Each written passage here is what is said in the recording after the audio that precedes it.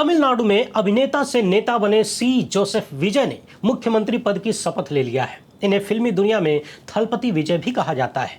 तमिलनाडु के इतिहास में एक नया पन्ना जुड़ गया है, क्योंकि 1967 के बाद यह पहली बार है जब तमिलनाडु में डीएमके और एआईडीएमके से बाहर कोई नेता मुख्यमंत्री बना है। यानी लगभग 60 साल बाद तमिलनाडु में दो पार्टियों से अलग कोई तीसरी पार्टी अपना मुख्यमंत्री दे पाई है। समझने वाली बात यह है कि यह सब कुछ अमृतकाल में हुआ है। उस अमृतकाल में जहां किसी भी विपक्षी पार्टी का जिंदा रहना ही असंभव होता जा रहा है, वहीं एक नई नवेली विपक्षी पार्टी ने, जो कि बीजेपी आरएसएस की विचारधारा की दुर्विरोधी है, उसने सत्ता अपना लिया है। हालांकि रोकने का भरपूर प्रयास हुआ, कोई कोर कसर नहीं छोड़ा गया है, मगर तमिलनाडु में सारा सिस्टम में फेल हो गया। विजय को विजय मिल ही गई। तो आइए इस वीडियो में एकदम आसान भाषा और कम शब्दों में समझते हैं तमिलनाडु के राजनीतिक इतिहास को, खुद विजय जोसेफ के अब तक के करियर और उनकी विचारधारा को। पॉलिटिकल पार्टी बनाने से पहले उन्होंने जमीन पर क्या किया, कैसे लोगों के बीच इतनी मजबूत पकड़ बनी, खासकर उनकी विचारधारा क्या है। क्योंकि गोदी मीडिया में ठीक उल्टी कहानी बताई जा रही है। गोदी मीडिया कह रहा है कि यह द्रविडियन पॉलिटिक्स का अंत है, जबकि हकीकत कुछ और है, जिसे विजय खुद बार बार दोहराते हैं। इसी के साथ बात यह भी करेंगे कि विजय का मुख्यमंत्री बनना बीजेपी आरएसएस के लिए कितनी बड़ी खतरे की घंटी है।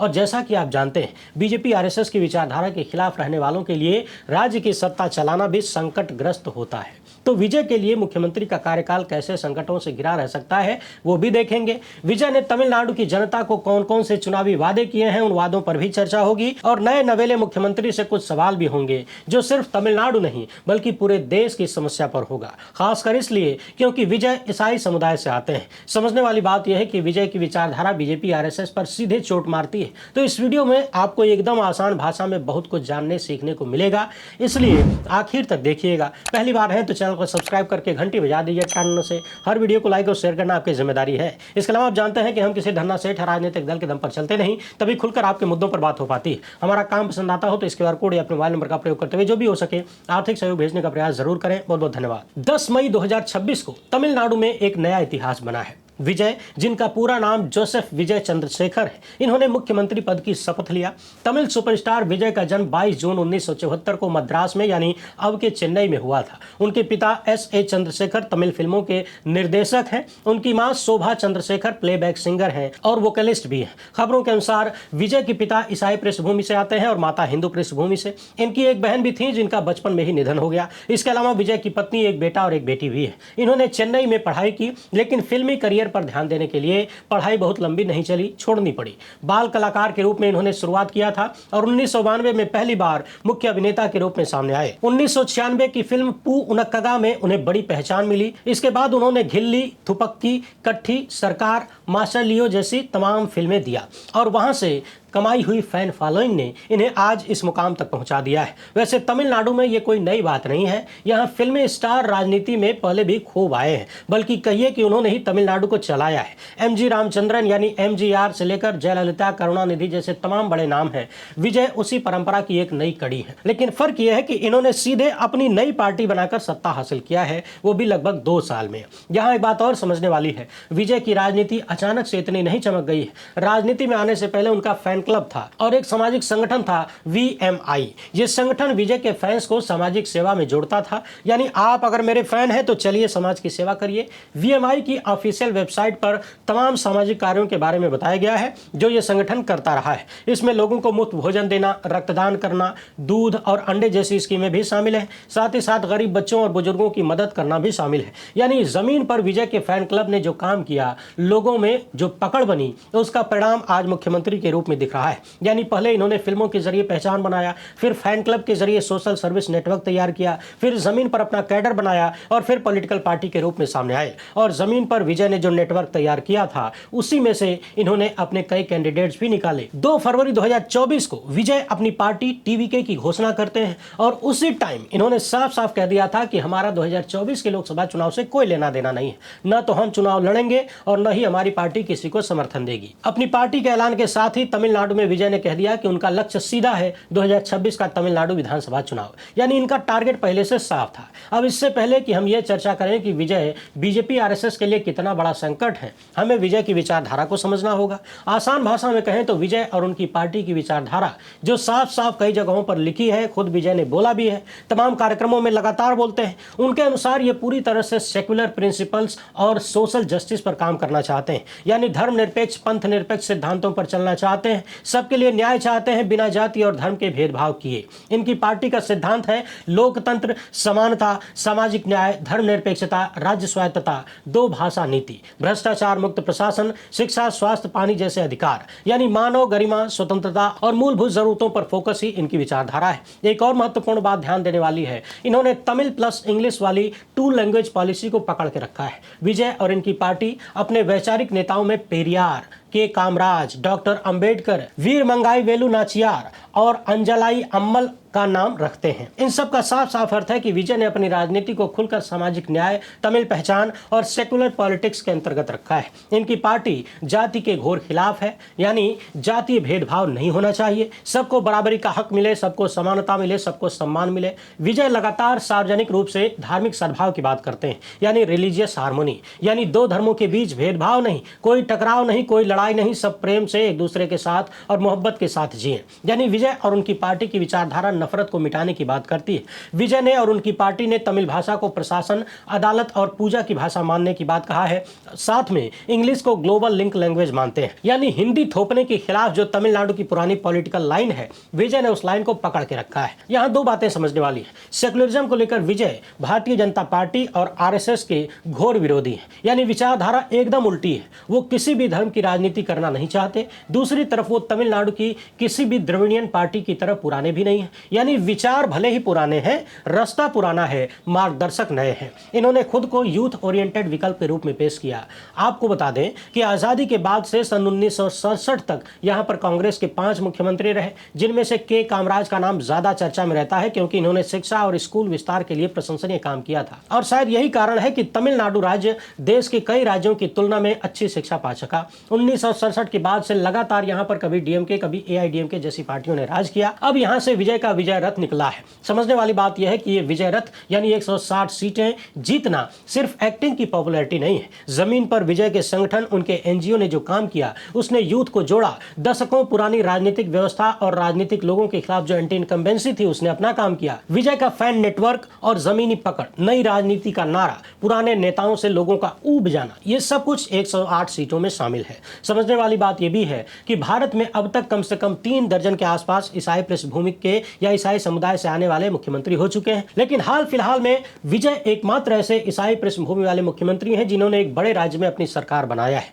अभी भी देश के कम से कम 3 राज्यों में ईसाई समुदाय से आने वाले मुख्यमंत्री हैं, लेकिन वो राज्य तुलनात्मक रूप से छोटे हैं और राष्ट्रीय राजनीति में कई बार उन्हें अनदेखा कर दिया जाता है। मेघालय, मिजोरम, नागालैंड के बाद तमिलनाडु को ईसाई मुख्यमंत्री मिले हैं और यहीं से सवाल पैदा होता है कि देश भर में पिछले कुछ सालों में कट्टर हिंदुत्व ने जो नफरत का माहौल बनाया है, कभी भी किसी भी ईसाई पर हमला कर देना, चर्च पर हमला कर देना, तो क्या विजय इन सब के खिलाफ भी आवाज उठाएंगे? भले ही देश में कई ईसाई मुख्यमंत्री हों, लेकिन कोई बहुत मुखरता से इन मुद्दों को उठाता नहीं है। जब खुलेआम चर्चों में तोड़फोड़ होती है, आगजनी होती है, पादरियों को पीटा जाता है, तब भी चौतरफा सन्नाटा होता है। उम्मीद है विजय के आने से जो नई राजनीति का इन्होंने नारा दिया है, इन चीजों पर भी कुछ असर दिखेगा। खुलकर बोलेंगे, विरोध करेंगे। रिपोर्ट्स के अनुसार विजय तमिलनाडु के पहले ईसाई मुख्यमंत्री हैं, जबकि तमिलनाडु में 2011 की जनगणना के अनुसार ईसाई आबादी मात्र 6% के आसपास है, यानी 7 करोड़ 21 लाख की आबादी में मात्र 44 लाख के आसपास ईसाइयों की आबादी थी। मगर विजय की नीति और उनकी विचारधारा ने वहां की जनता को धर्म के काफी ऊपर उठकर, धार्मिक पहचान से ऊपर उठकर वोट करने के लिए मजबूर कर दिया। हालांकि तमिलनाडु जैसे शिक्षित समाज इन चीजों पर कभी बहुत ज्यादा आश्रित रहा भी नहीं। अपने धर्म समुदाय से प्रेम करना अलग बात होती है और दूसरों से घृणा करना, नफरत करना, उनके खिलाफ हमले करना बिल्कुल अलग बात होती है। बहरहाल एक बात और समझने वाली है, तुलनात्मक रूप से पूरे भारत में ईसाइयों की आबादी बहुत कम है, मगर फिर भी अब तक 3 दर्जन से भी ज्यादा बार ईसाई मुख्यमंत्री बन चुके हैं। दूसरी तरफ भारत में दूसरा सबसे बड़ा अल्पसंख्यक मोर्चा यानी मुस्लिम तुलनात्मक रूप से बेहद कम बार मुख्यमंत्री की कुर्सी तक पहुंचे हैं। समझने वाली बात यह है कि जो संख्या है भी वो ज्यादातर जम्मू कश्मीर से ही है। बड़े राज्यों की बात करें तो राजस्थान, बिहार और महाराष्ट्र जैसे राज्यों ने मात्र एक बार मुस्लिम मुख्यमंत्री दिया, वो भी बहुत थोड़े समय के लिए। पूरा कार्यकाल कभी भी पूरा लगभग नहीं हुआ। अभी पूरे देश में उमर अब्दुल्ला अकेले मुस्लिम मुख्यमंत्री हैं, वो भी जम्मू कश्मीर से ही है। और अब तो ऐसा एसआईआर के माध्यम से और असम में परिसीमन के माध्यम से चुनाव आयोग भाजपा आरएसएस की जो तिकड़ी काम कर रही है उसने मुस्लिम प्रतिनिधित्व को शून्य तो छोड़िए माइनस की तरफ बढ़ाने का कदम उठा लिया है। पिछले दिनों हमने इस वीडियो में असम की पूरी कहानी विस्तार से बताया था, नहीं देखे हैं तो जरूर देखिएगा। फिलहाल ये देखते हैं कि विजय की विजय भाजपा आरएसएस के लिए कितनी दुखदाई है, कितना बड़ा संकट है। बीजेपी और आरएसएस तथा इनका पूरा सिस्टम पिछले कई वर्षों से साउथ में पांव जमाने की कोशिश कर रहा है। हालांकि तमाम तरीके का तिकड़म लगाकर इन्होंने वहां पर अपना बीज तो डाल दिया, लेकिन उस बीज को खाद पानी नहीं मिल पा रहा है। और जब खाद पानी देने की भरपूर कोशिश हो रही थी, साउथ की तमाम विपक्षी सरकारों को राज्यपालों के माध्यम से टॉर्चर किया जाता था, उसी समय विजय नाम का एक नया बवाल पैदा हो गया। और सामने आते ही विजय ने उन लोगों का नाम लेना शुरू किया जिनकी विचारधारा सुनते ही बीजेपी आरएसएस का पारा गर्म हो जाता है। जिस पेरियार का नाम सुनते बीजेपी आरएसएस की विचारधारा खंड खंड होने लगती है, विजय बार बार उन्हीं पेरियार का नाम लेते हैं, उनकी विचारधारा पर चलने की बात करते हैं। के कामराज जो कि कांग्रेस के मुख्यमंत्री रहे, जिन्होंने शिक्षा में विशेष काम किया, विजय उनका नाम लेते हैं, यानी शिक्षा के विस्तार की बात करते हैं। दूसरी तरफ बीजेपी आरएसएस की नीति उसी शिक्षा को बर्बाद करने की रही है। के कामराज ने स्कूलों का विस्तार किया, सरकारी शिक्षा को बढ़ावा देने का काम किया, और भाजपा आरएसएस की तमाम सरकारें उन्हीं स्कूलों को बंद कर रही हैं। सरकारी यूनिवर्सिटीज में दंगे और मारपीट करवाई जाती है। हर बार भाजपा और उससे संबंधित नफरती संगठनों का नाम आता है, आरोप लगते हैं। विजय अपने कार्यक्रमों में डॉक्टर अंबेडकर का नाम लेते हैं, और ध्यान रखिए वो ये नहीं कहते कि डॉक्टर अंबेडकर की पूजा करो, उनकी मूर्ति लगाकर माला पहनाओ। विजय डॉक्टर अंबेडकर को पढ़ने की बात करते हैं, यानी कहते हैं कि अंबेडकर को पढ़ो, उनके जीवन को पढ़ो, उनके विचारों को समझो, जो कि भाजपाई नीति के ठीक उलट है। बीजेपी आरएसएस अंबेडकर को पढ़ने की सलाह कभी नहीं देते, ये अंबेडकर की पूजा करवाना चाहते हैं, क्योंकि पूजा करवाना उनके लिए फायदेमंद है बीजेपी आरएसएस के लिए, और अंबेडकर को पढ़ा देना बीजेपी आरएसएस के लिए नुकसानदायक है। काहे कि जो अंबेडकर को पढ़ेगा वो अपने अधिकारों को जानेगा, और अधिकारों को जानने वाला अधिकारों के लिए लड़ेगा, उठ खड़ा होगा, जबकि पूजा करने वाला झुक जाएगा, लेट जाएगा, गुलामी करेगा। यानी एक तरफ बीजेपी आरएसएस अंबेडकर की सिर्फ पूजा करवाना चाहते हैं और उन्हें मूर्तियों में समेट देना चाहते हैं, उनकी जयंती और महापरिनिर्वाण दिवस तक बटोर के रख देना चाहते हैं। दूसरी तरफ विजय उन्हीं अंबेडकर के विचारों को दिन प्रतिदिन में उतारना चाहते हैं। एक तरफ बीजेपी आरएसएस की राजनीति है जिसमें नफरत के सिवाय कुछ भी नहीं। इस विचारधारा के लोग चाहे जितने बड़े पद पर बैठे हों, वो देश के प्रधानमंत्री हो, राज्यों के मुख्यमंत्री हो, गृह मंत्री हो, रक्षा मंत्री हो, तमाम लोगों के भाषणों में अक्सर झूठ और नफरत साफ साफ निकलता हुआ दिखता है। आए दिन अल्पसंख्यकों को टॉर्चर किया जाता है, धर्म की राजनीति होती है, बांटने की राजनीति है। दूसरी तरफ विजय सबको साथ लेकर चलने की बात करते हैं, जातीय भेदभाव को समाप्त करने की बात करते हैं, सबको इंसान के रूप में देखने की बात करते हैं। यानी विजय की राजनीति और बीजेपी आरएसएस की राजनीतिक विचारधारा में दूर दूर तक तो कोई मेल नहीं है। शायद यही कारण है कि चुनाव से पहले भी और चुनाव के बाद भी विजय ने भारतीय जनता पार्टी के लिए कोई रास्ता नहीं खोला। उनके साथ जाने के लगभग हर प्रस्ताव को कथित रूप से ठुकरा दिया। चुनाव परिणाम आने के बाद भी चर्चा होने लगी। राज्यपाल के माध्यम से देरी इसीलिए करवाई जा रही थी ताकि विजय से भाजपा की बातचीत हो जाए, सेटिंग हो जाए। मगर विजय ने बहुत पहले यह ऐलान कर दिया था कि उनकी विचारधारा बीजेपी से बिल्कुल अलग है,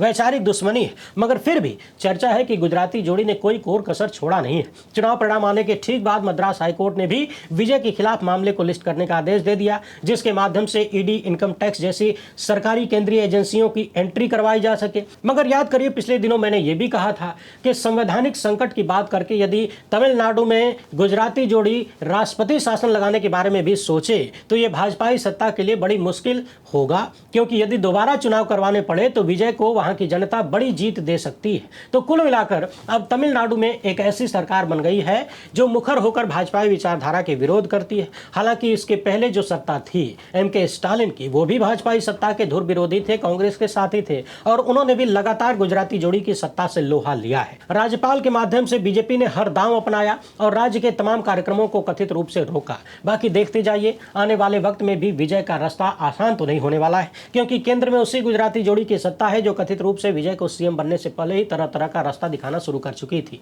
आगे सरकार चलाने में भी बहुत सारी अड़चनें आ सकती हैं। राज्यपाल के माध्यम से तमाम विपक्षी राज्यों ने बार बार आरोप लगाया कि उनका जीएसटी कलेक्शन नहीं दिया जाता, यानी राज्यों के हिस्से का पैसा नहीं दिया जाता। राज्यपाल बीजेपी के एजेंट के रूप में काम करते हैं और राज्य सरकार को परेशान करते हैं। बाकी ईडी, सीबीआई, इनकम टैक्स जैसी तमाम स्वतंत्र एजेंसियां तो हैं ही। देखते जाइए आने वाले वक्त में तमिलनाडु में इनका कैसा प्रयोग होता है।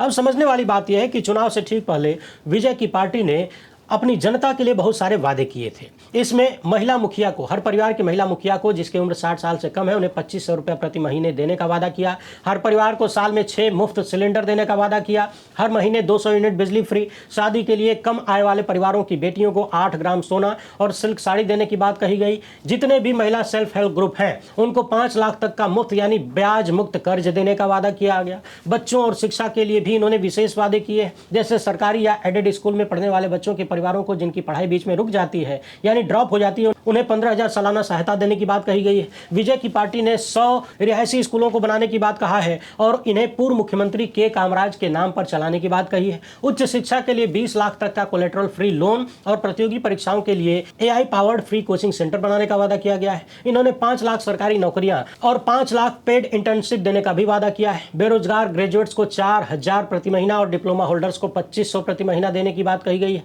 इंटर्नशिप में 5,000 से 8,000 प्रति महीना देने का वादा किया गया है। नशा रोकने के लिए भी तरह तरह के वादे किए गए हैं। 5 एकड़ से कम जमीन वाले किसानों का पूरा फसल लोन वीवर और 5 एकड़ से ज्यादा वालों के लिए 50% कर्ज माफी का वादा किया गया है। धान के लिए MSP 3500 रुपया क्विंटल प्रति क्विंटल, गन्ने के लिए 4,500 रुपये प्रति टन का वादा किया गया है। मछुआरों के लिए भी लीज सीजन में 27,000 की आर्थिक सहायता, फिशिंग बोट्स के लिए सब्सिडाइज्ड डीजल और 25 लाख एक्सीडेंट इंश्योरेंस देने का भी वादा किया गया है। इन्होंने मछली के लिए भारत का पहला स्टैट्यूटरी MSP लाने की भी बात कही है। बाकी बुजुर्गों, विधवा और दिव्यांगों के लिए तरह तरह की स्कीमों का ऐलान किया है। महिलाओं के लिए आंगनबाड़ी, सफाई कर्मचारी, सरकारी कर्मचारियों के लिए भी शासन और टेक्नोलॉजी को लेकर, MSME को लेकर, अर्थव्यवस्था को लेकर बहुत सारे बातें और वादे इन्होंने किए।